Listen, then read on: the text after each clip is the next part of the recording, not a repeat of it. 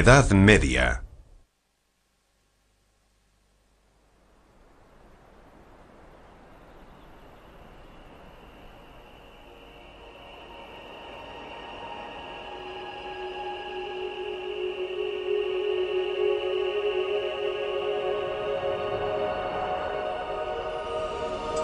Fe, ciencia y magia.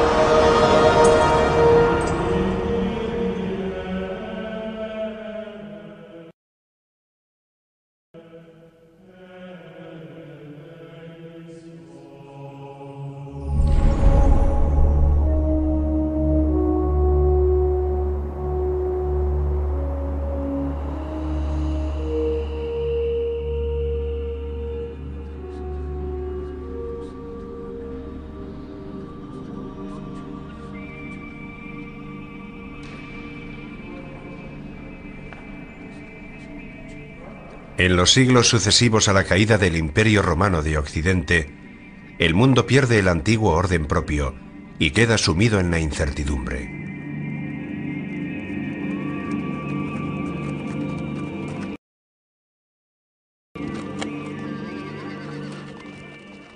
La fe religiosa se convierte en el único punto de estabilidad en este mundo tan inestable, y a los seres humanos de la Edad Media solo les queda confiar en ella, en su búsqueda de consuelo y esperanza.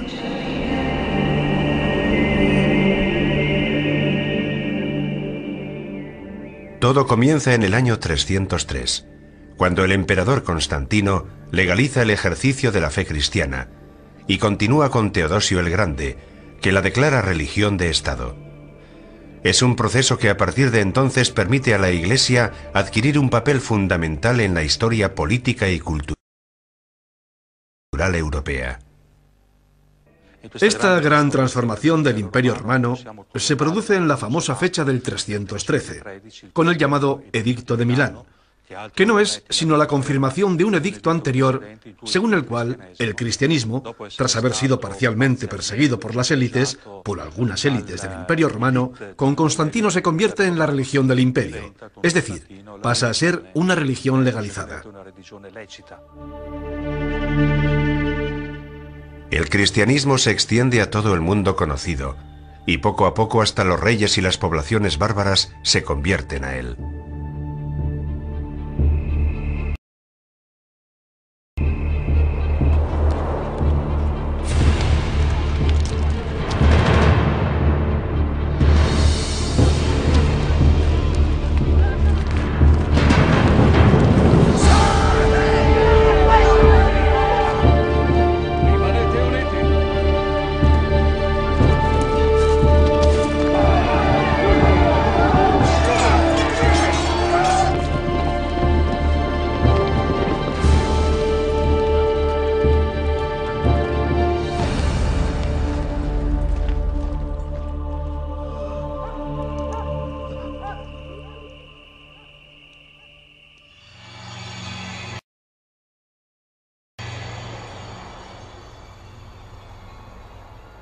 Se mueve en una realidad en la que conviven lo visible y lo invisible, y lo sobrenatural irrumpe con mucha frecuencia en la vida cotidiana.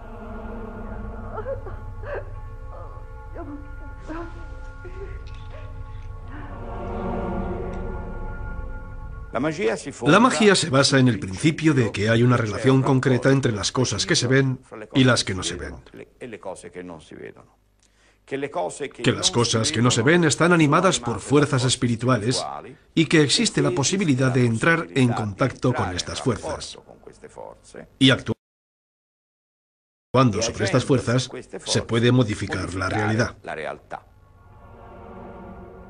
La fe impregna profundamente esta época, en la que el ser humano es criatura de Dios.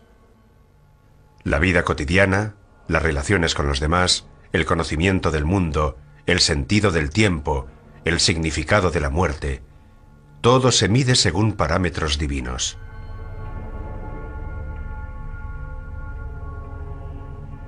En las zonas rurales se mantienen los rituales propiciatorios y las prácticas animistas, signos de la unión ancestral con la tierra. Resuenan los ecos de cultos paganos que la Iglesia no combate abiertamente, prefiere plasmarlos e incorporarlos a la propia doctrina.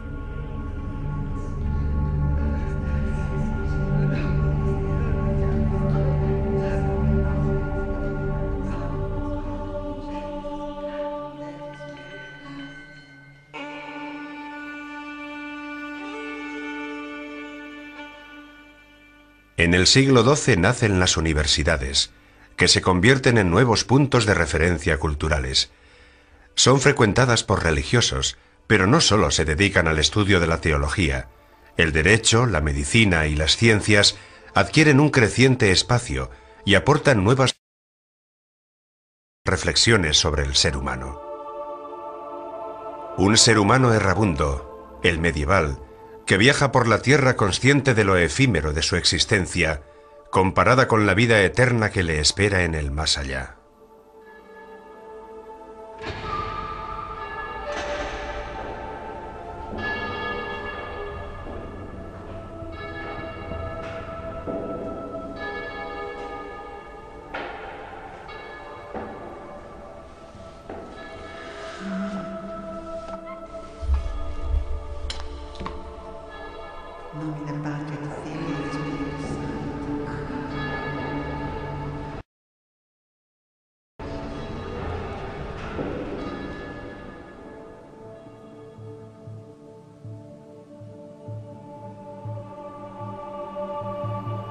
En el largo milenio medieval, todo debería ser inmutable, mientras todo se transforma lentamente.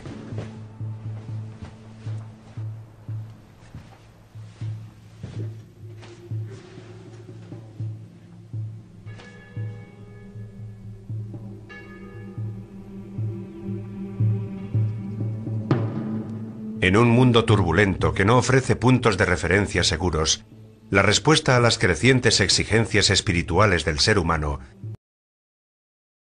se encuentran en las formas de vida ascética y monástica, que ya estaban presentes y extendidas en Oriente a finales del tercer siglo.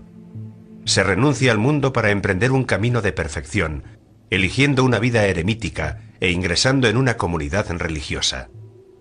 En el instante en el que el cristianismo pasa a ser religión oficial, corre también el riesgo de convertirse en la religión de las élites. El monacato surge como exigencia de un cristianismo radical, es decir, de un cristianismo que no ha olvidado la espera del retorno del Señor, un cristianismo que no quiere dejarse manipular. Es un cristianismo que encuentra su lugar geográfico en zonas desérticas, pero sobre todo encuentra su zona espiritual en la radicalidad. Un cristianismo que corre el riesgo, como de hecho lo ha corrido, de convertirse en la religión oficial del imperio, más allá de sus aspectos positivos.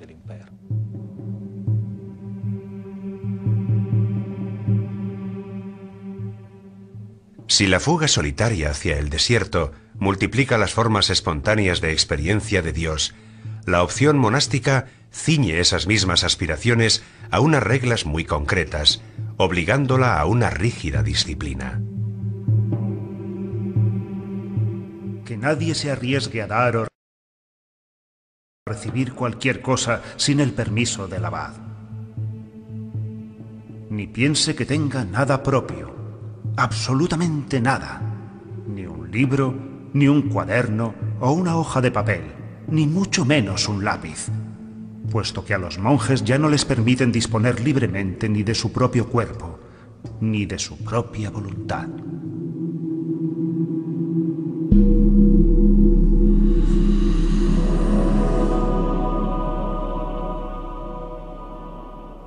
El monasterio se sitúa dentro de la realidad medieval como un mundo aparte, autónomo y autosuficiente, que puede permitirse ignorar la realidad que se desarrolla al otro lado de los muros. Y aquellos que venían para abrazar este estado de vida entregaban todas sus posesiones a los pobres y se conformaban con una túnica remendada.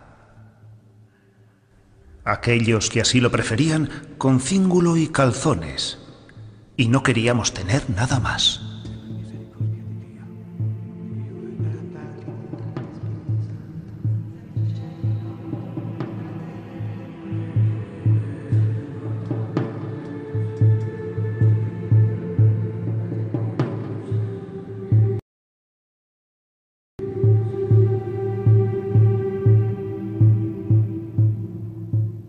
El monasterio es un intento de crear una pequeña comunidad cristiana completamente autónoma intramuros, donde se pueda ejercer, donde se pueda vivir plenamente la opción de vida cristiana. La regla más difundida es la formalizada por San Benito de Nursia en la primera mitad del siglo VI. Ora et labora.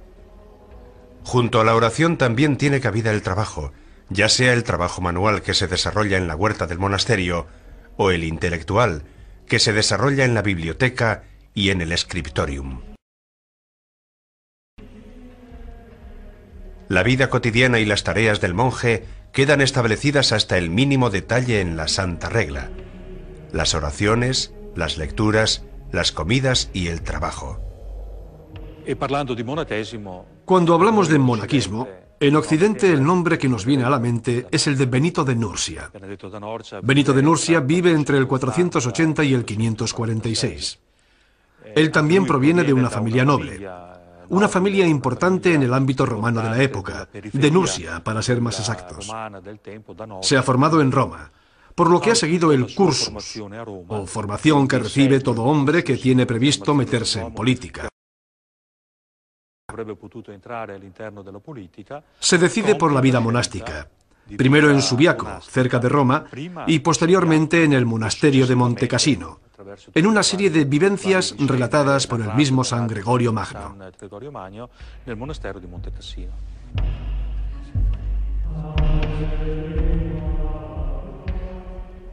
Pero si hubiera alguien tan negligente y holgazán que no quisiera o pudiera leer o estudiar, que le den cualquier tarea que hacer, para que no permanezca ocioso.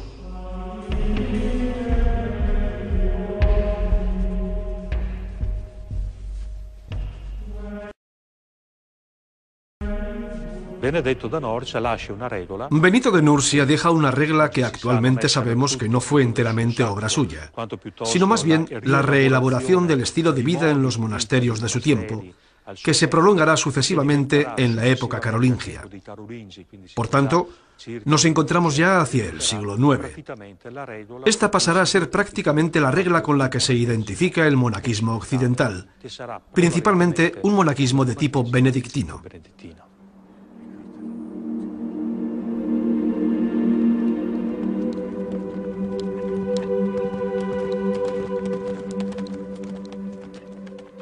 ¿Cuál era la importancia de la regla de San Benito?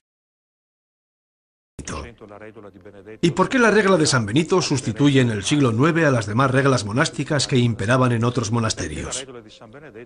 Porque la regla de San Benito tiene un equilibrio propio, distribuido en sus 70 capítulos, en los que todo está organizado a través de ese equilibrio que proviene de la tradición y experiencia de las romanitas, de la cultura romana.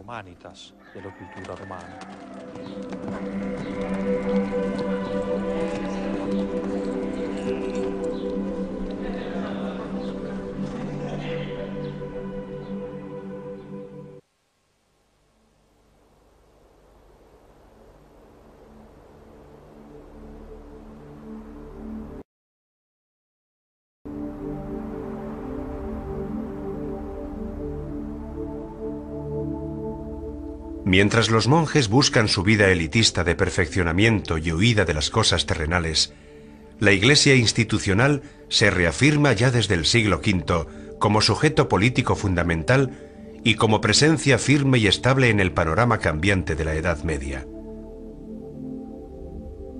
El ordenamiento de la Iglesia, calcado de las estructuras administrativas romanas, también se mantiene tras la caída del Imperio Romano. La figura de referencia para las comunidades de fieles es el obispo.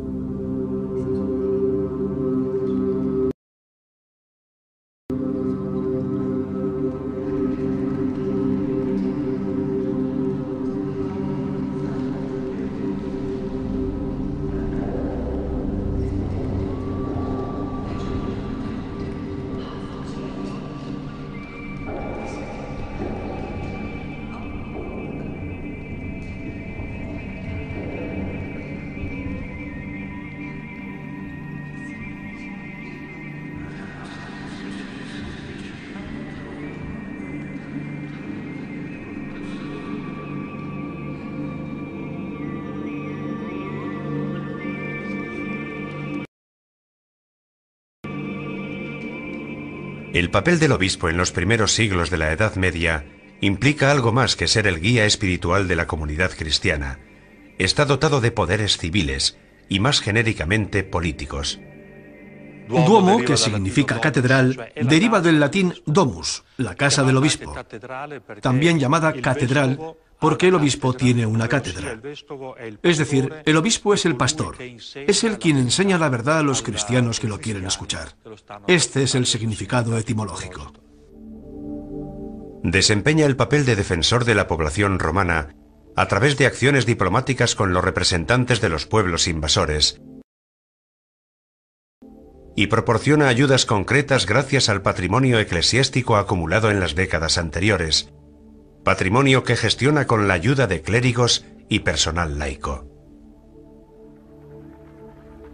La diócesis es una parte del pueblo de Dios, encomendada a los cuidados pastorales del obispo, ayudado a su vez por su presbiterio, de modo que, en adhesión al propio pastor y por medio del Evangelio y la Santísima Eucaristía, unida en el Espíritu Santo, constituye una iglesia peculiar, en la que está presente y actúa la Iglesia de Cristo, una, santa, católica y apostólica.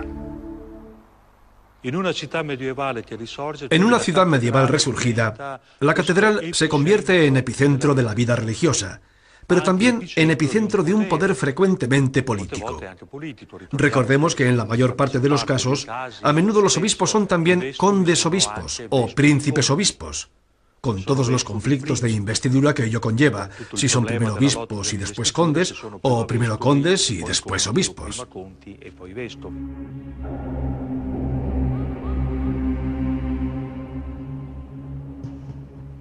Desde finales del siglo VI, la administración civil y la religiosa establecen una intrincada relación mutua. La Iglesia, con sus representantes en el territorio, se convierte en opositor político y psicológico de otras formas de organización social y se erige a sí misma como heredera del desaparecido Imperio Romano. Los obispos, que en muchos casos desempeñan funciones civiles, se distancian progresivamente del papel de hombres de la Iglesia y se unen al rey, al emperador o a los señores locales.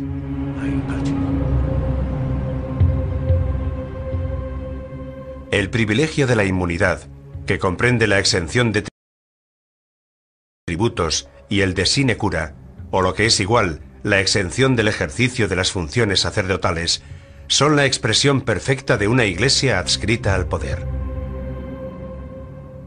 La simonía, término que indica la compraventa de cargos públicos y la oferta de los servicios propios al mejor postor, se convierte en un fenómeno muy extendido. Asimismo, el nicolaísmo, es decir, la práctica común de los sacerdotes de casarse, suscita las críticas de aquellos que preferirían que los eclesiásticos volvieran a un estilo de vida y un ejercicio de las funciones espirituales más auténticos.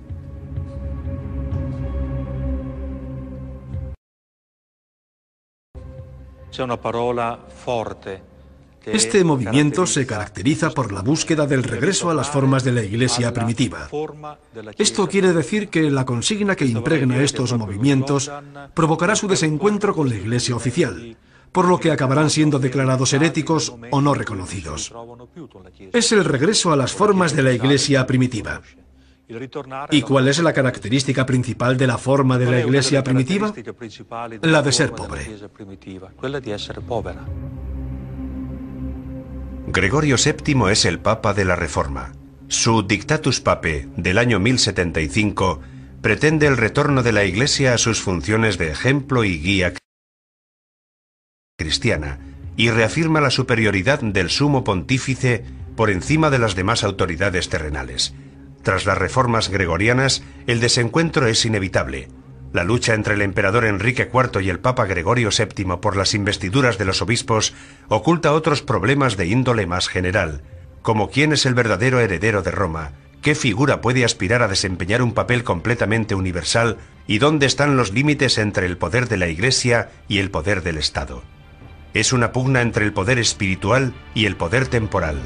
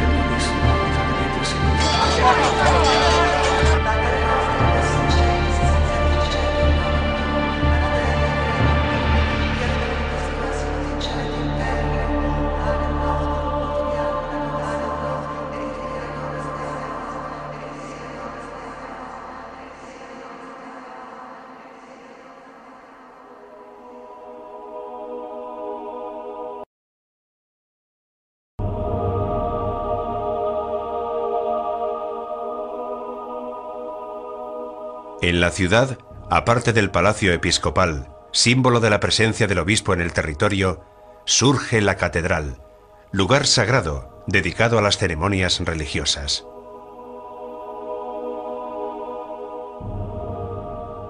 Desde la lejanía, con sus transeptos y sus torres, se asemeja a una poderosa nave que zarpa hacia un largo viaje. Toda la ciudad puede embarcar sin temor en sus robustos laterales.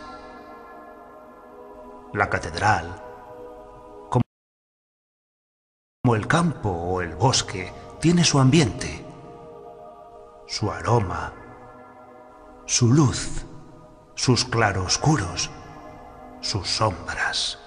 Su rosetón parece el propio sol. Saboreamos su profunda paz. La catedral es la revelación total. El hombre, encerrado en una clase social, en un oficio, desperdigado, agotado por el trabajo cotidiano y por la vida, encuentra allí su sentido de la unidad natural. Encuentra allí el equilibrio y la armonía. La muchedumbre reunida en las grandes celebraciones se siente a sí misma como una unidad viviente. Los fieles son la humanidad. La catedral es el mundo. Y el Espíritu de Dios llena durante un tiempo al hombre y a la creación. Las iglesias siguen siendo lugares de reunión religiosa. Las iglesias se convierten en zonas de sepultura, sobre todo de las familias nobles. Son lugares donde la vida y la muerte, tiempo y eternidad, siguen entrecruzándose y entretejiendo una estabilidad mucho menos neurótica que la que vivimos nosotros en nuestros días.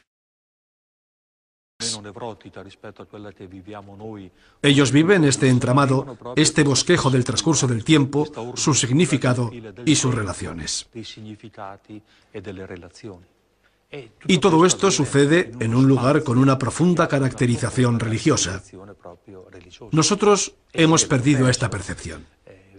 Tal vez uno de nuestros problemas hoy en día sea, cuando vienen los visitantes por interés o curiosidad turística, cómo lograr darles los códigos interpretativos sobre estas arquitecturas o sobre estas series de pinturas o esculturas que contemplan. Ya no son capaces de interpretarlos en el significado original del código, el que tenía inicialmente, porque han cambiado los modelos interpretativos.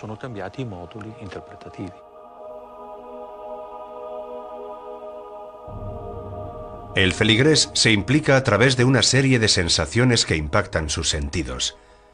La vista se detiene en el desarrollo de la ceremonia y las decoraciones pictóricas y ornamentales de las paredes.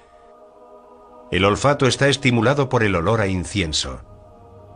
El oído se estremece por las palabras leídas y declamadas en latín, una lengua incomprensible para los fieles, pero también por la música y los cantos.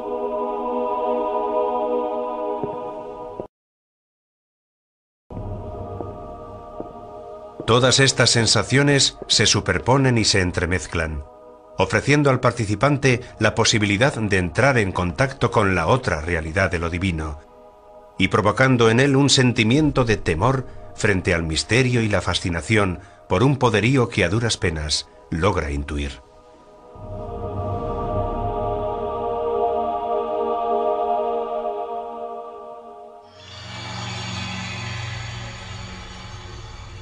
En la Edad Media la catedral es un lugar abierto, donde tiene lugar una amplia serie de momentos colectivos, como las reuniones de las autoridades, las ceremonias de entrega de títulos honoríficos, las asambleas de asociaciones ciudadanas o la recepción de importantes personalidades extranjeras.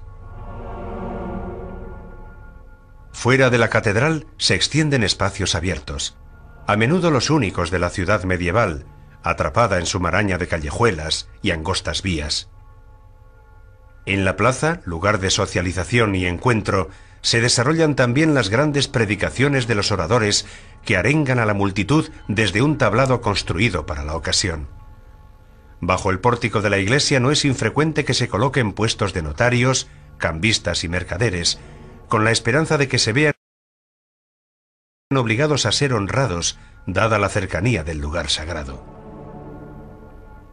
Estos espacios de socialización de noche también pueden convertirse en puntos de encuentro para citas clandestinas, sobre todo en los apartados cementerios, siempre que no haya temor a molestar el sueño de los muertos que allí reposan.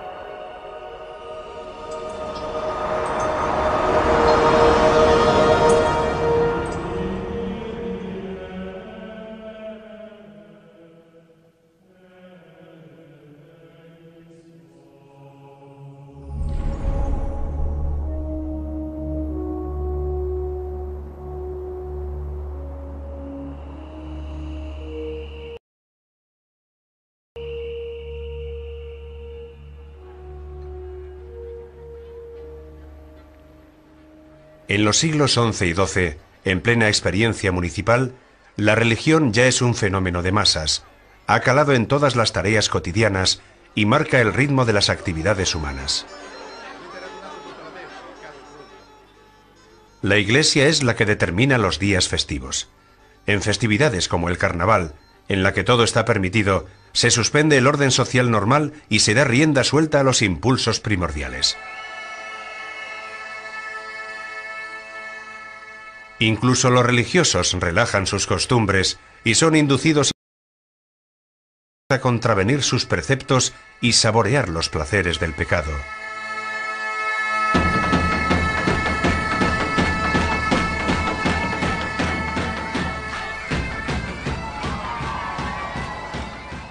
El carnaval es la fiesta en la que puede pasar de todo. Y todos están autorizados a transgredir sin atenerse a las consecuencias.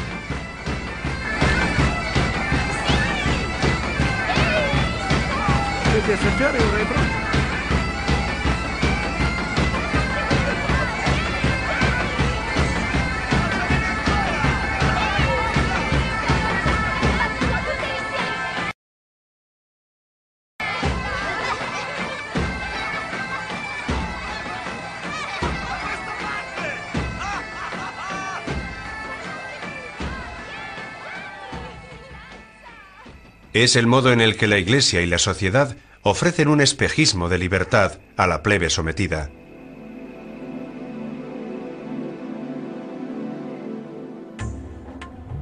Hay multitud de ocasiones en las que los ciudadanos se reúnen para celebrar la pertenencia a una colectividad cuyo valor se reconoce, de la que cada cual forma parte y en la que se sienten orgullosos de vivir. Una religiosidad civil que se funde con el elemento sagrado, como en el culto hacia el santo patrón y la devoción por sus reliquias. O como en las procesiones, que tienen lugar durante todo el año y constituyen una verdadera estructura festiva en la ciudad.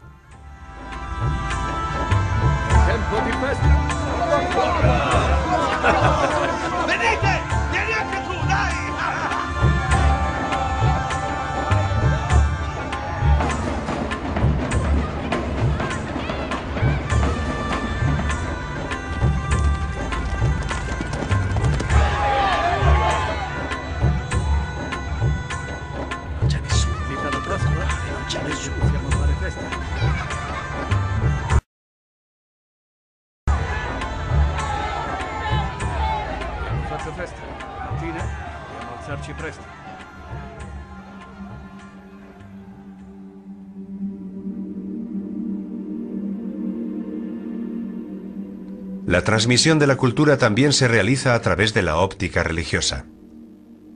Habrá que esperar a los últimos siglos de la Edad Media para la reafirmación de las escuelas laicas. En el siglo XII nacen las universidades, que se convierten en nuevos puntos de referencia culturales. Muy pronto cada universidad se hace famosa al destacar en una materia específica, como Salerno en medicina y París en teología y filosofía.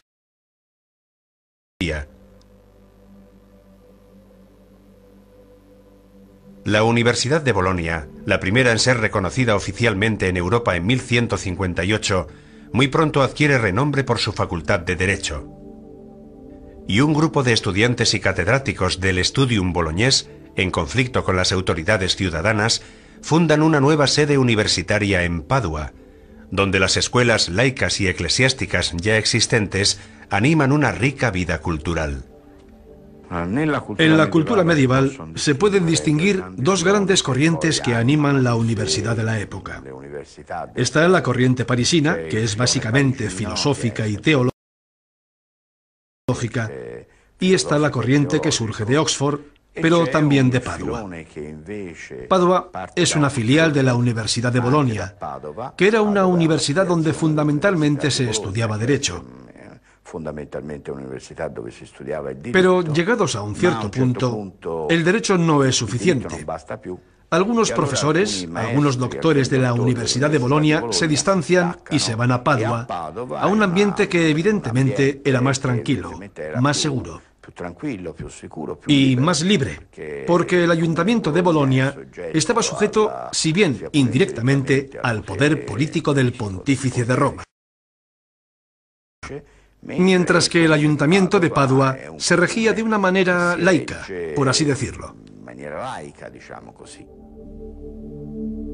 Aquí estudia Marsilio de Padua, antes de trasladarse a París a comienzos del siglo XIV. En París se convierte en catedrático y rector de la universidad. Tras haber vivido de cerca las experiencias políticas y municipales de la ciudad de Padua, dentro del conflicto más amplio que enfrenta al Papa con el emperador, Marsilio recibe el Defensor Pacis, defensor de la paz, en 1324. En esta obra elabora una profunda reflexión sobre el estado y la naturaleza de la autoridad.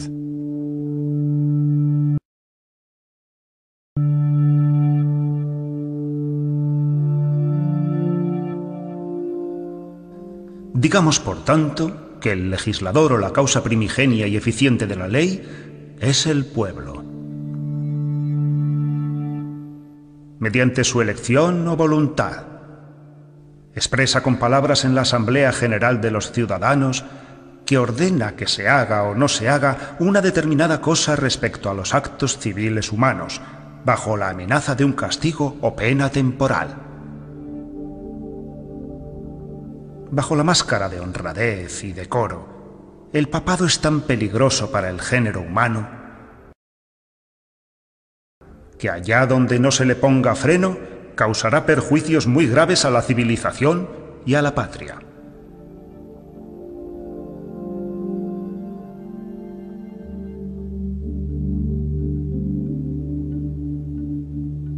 Las universidades se expanden por toda Europa e inmediatamente luchan por asegurarse una autonomía cultural y organizativa. Constituyen asambleas con cargos directivos y con poder de decisión, eligiendo al rector dentro de su cuerpo estudiantil. Enseguida estos centros de estudio atraen alumnos y profesores de toda Europa, lo que da testimonio de la gran movilidad de la época, pese a las dificultades y peligros de los viajes. Naturalmente, la lengua común es el latín. También surgen grupos de estudiantes universitarios pobres y vagabundos que van de universidad en universidad, aunque son más bien asiduos de tascas y tabernas, anticonformistas que cantan las bondades del vino, el juego y el amor, y que huyen de la encorsetada sociedad de la época.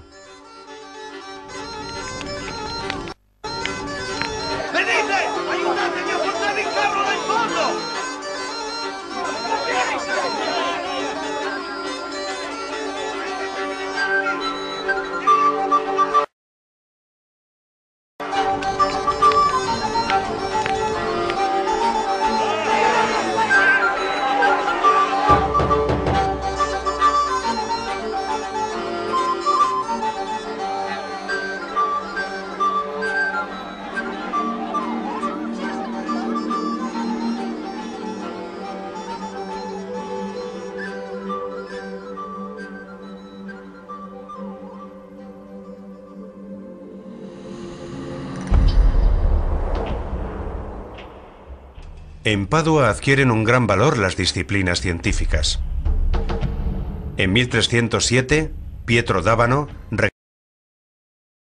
regresa a esta universidad para enseñar filosofía, astronomía y medicina. Pero antes, su curiosidad intelectual le había llevado a Constantinopla, donde aprendió griego y entró en contacto con las culturas árabe y bizantina, y posteriormente a París, donde siguió desarrollando sus conocimientos. La característica de Pietro d'Abano, que asimiló las enseñanzas de Averroes y por tanto de Aristóteles a través de las fuentes árabes, es que buscó dar un sentido a la naturaleza mediante el uso de la lógica. Naturalmente, esto implica, en primera instancia, la filosofía en relación con la astrología. Porque son las estrellas, los cuerpos celestes, los que gobiernan y determinan las cosas materiales de este mundo. Partiendo de la voluntad de observar directamente los fenómenos naturales y buscando una explicación a su funcionamiento, Pietro d'Abano logra sintetizar conjuntamente la astrología y la medicina.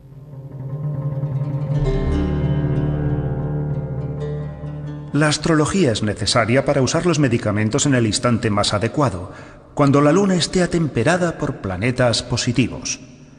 En caso contrario, es mejor no intervenir quirúrgicamente. La aplicación de técnicas médicas y quirúrgicas no puede prescindir del conocimiento de las características zodiacales específicas del ser humano, ni de la constante y atenta investigación de la bóveda celeste, en esa unión entre microcosmos y macrocosmos, que es uno de los rasgos más peculiares de la mentalidad medieval.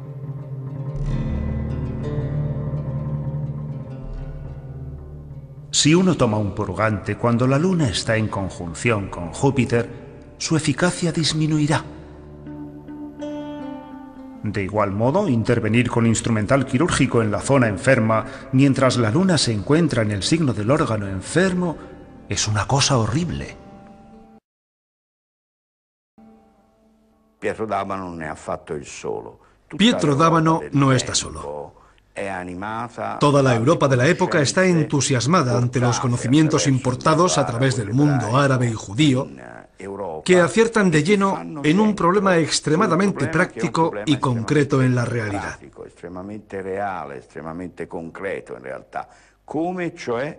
¿Cómo puede el hombre relacionarse con la naturaleza y no limitarse a padecerla, sino a modificarla e influir en ella? Pietro d'Abano adquiere mala fama con sus teorías. De hecho, la Inquisición lo acusa de herejía y nigromancia. Sin embargo, recibió la solidaridad de las autoridades municipales, que lo defendieron durante su procesamiento. Cuenta la leyenda que tras su muerte, su cuerpo fue exhumado y quemado en la hoguera para conjurar el regreso a la tierra de semejante hereje.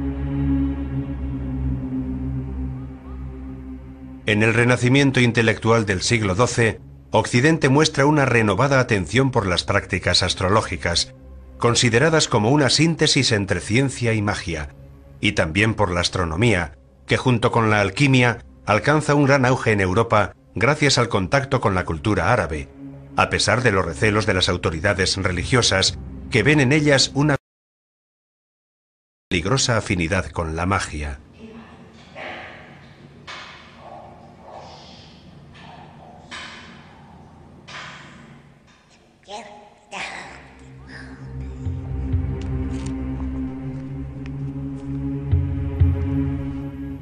Intelectuales como el franciscano Ruggiero Bacone o el dominico Alberto Magno aparecen como eruditos sabedores de que la magia puede ser un instrumento de conocimiento de los misterios del cosmos.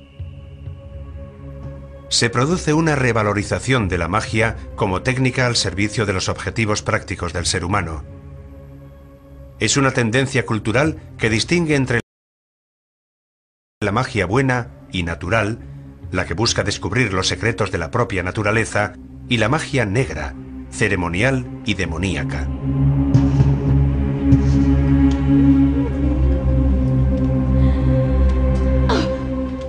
Existen ciertas mujeres depravadas que se dirigen a Satanás y se dejan atrapar por engaños y seducciones diabólicas.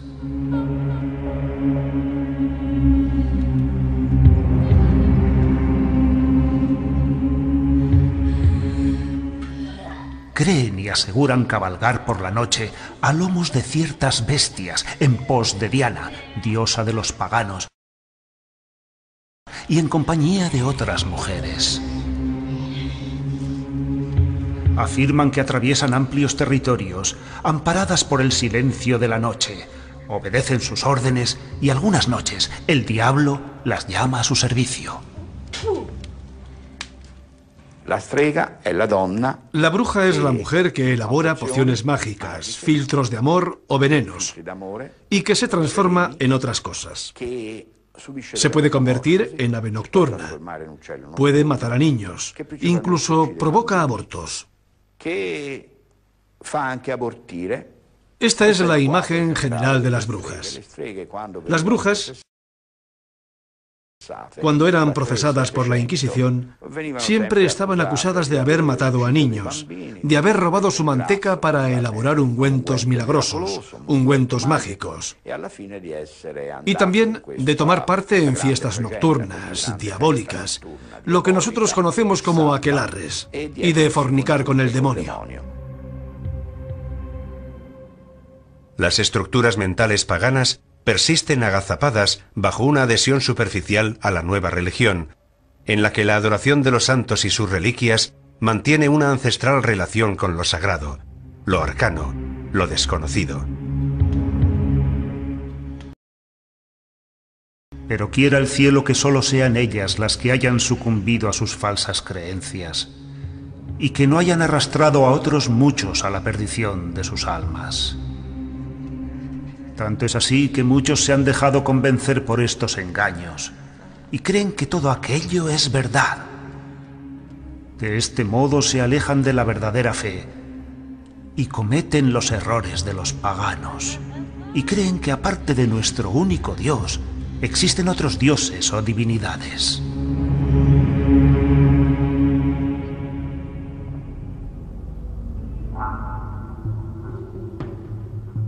Circulan multitud de manuales de magia médica que prescriben recetas para curar las más variadas enfermedades mediante el uso combinado de plantas medicinales o incluso órganos o fluidos de animales. Es evidente que el descubrimiento de su efecto curativo es más bien fruto de una larga experiencia transmitida de generación en generación. Cada cosa, cada ente, cada fuerza es casi una voz no comprendida, una palabra suspendida en el aire, donde cada palabra tiene innumerables ecos y resonancias, donde las estrellas se dirigen a nosotros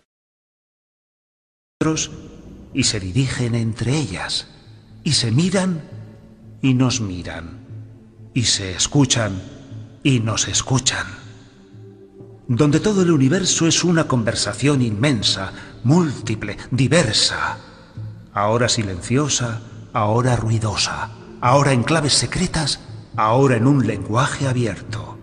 Y en medio está el hombre, admirable ser cambiante, que puede pronunciar cualquier palabra, plasmar cualquier cosa, dibujar cualquier carácter, responder a cualquier invocación, invocar a cualquier dios.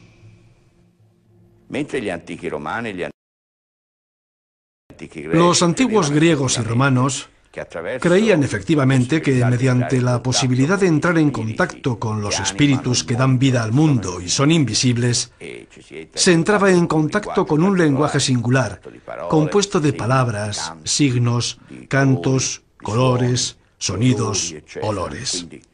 O sea, el ritual mágico. A través de esto, los antiguos creían que realmente se podía modificar la realidad. Los judíos, los cristianos y los musulmanes no pueden creer en esto porque la realidad es voluntad de Dios. La realidad se ve en lo creado. Dios es el único dueño de la creación. Los hombres, aunque tengan la capacidad del conocimiento, no pueden doblegar la voluntad de Dios. Solo Dios gobierna los espíritus. Pero incluso el judaísmo y el islam tienen sus herejes. Y en el transcurso del siglo XII empiezan a circular rituales de origen judío o de origen musulmán que enseñan a dejarse guiar por los espíritus y a obtener lo que se desea dejándose llevar por los espíritus. Una práctica específica es la nigromancia, que consiste en la invocación a los demonios, un terreno extremadamente peligroso, en contacto con los poderes sobrenaturales.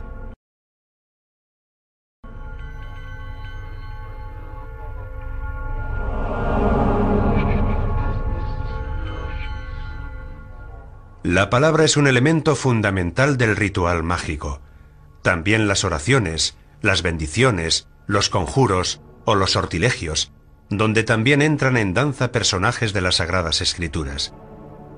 En cambio, los exorcismos ocupan un lugar aparte. Por una parte están codificados por la Iglesia y por otra están ligados a las tradiciones folclóricas. Se realizan para liberar a una persona de la posesión demoníaca.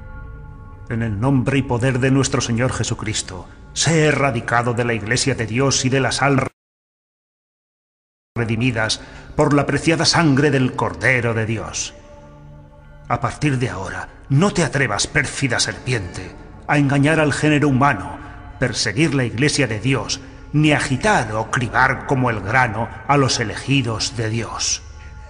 Te lo ordena el Altísimo al que tú, en tu inmensa soberbia, presumes de ser semejante.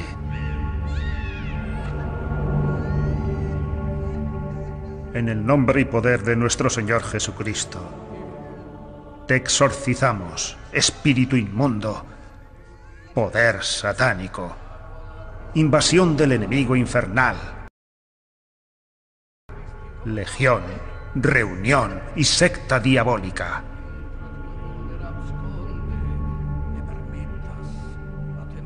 Que Dios se muestre y sus enemigos se alejarán, y que huyan de él aquellos que lo odian.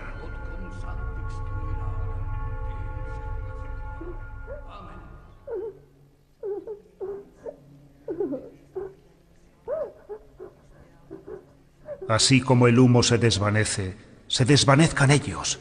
Así como la cera se derrite al fuego, sucumban los pecadores a los ojos de Dios.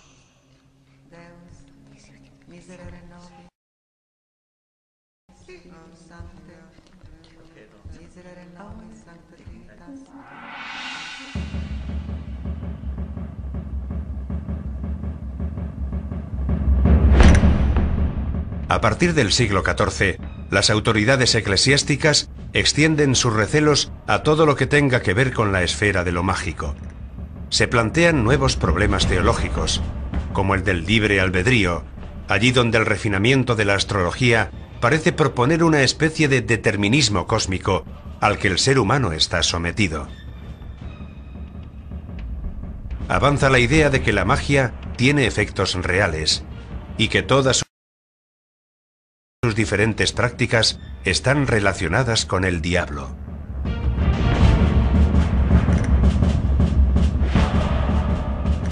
Brujas y herejes se reúnen de noche, generalmente en lugares solitarios, en campos o en montes, en iglesias desacralizadas o en lugares dejados de la mano de Dios.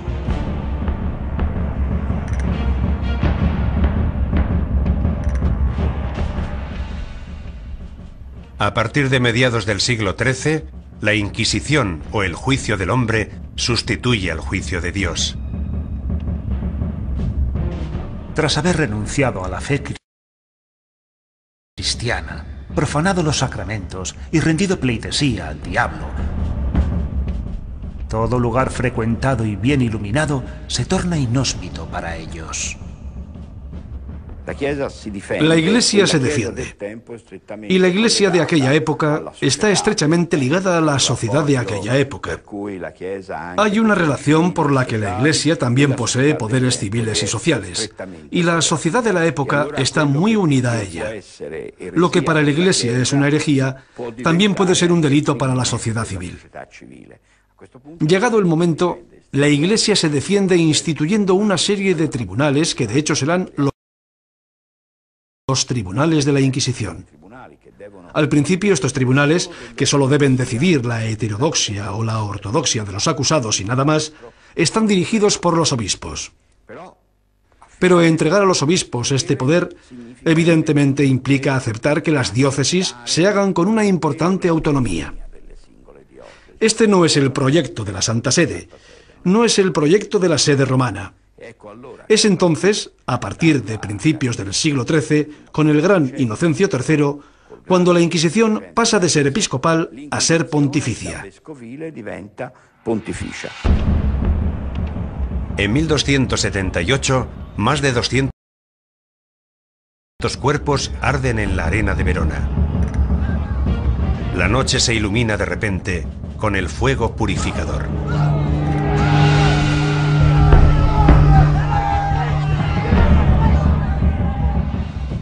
Buscadlos en guaridas y escondrijos similares. Sacadlos de allí y matadlos a todos. Dios reconocerá a los suyos. De este modo caiga el admirable castigo divino.